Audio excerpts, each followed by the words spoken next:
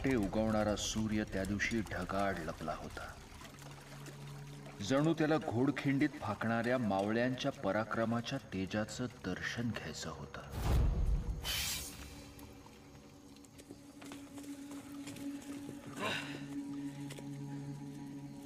In मराठों ने फिर से सह्याद्री का जन्म चुन लिया, लेकिन आज ये सह्याद्री भी उन्हें बचा नहीं पाएगा.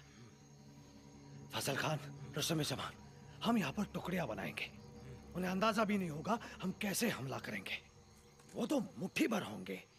टुकड़ियों में हमले करेंगे तो वो थकते जाएंगे. ओ बाजी काका, सांगा आता काय करायचं? सांगितलं होतं पुढे जा म्हणून, कशाला मागे थांबलात?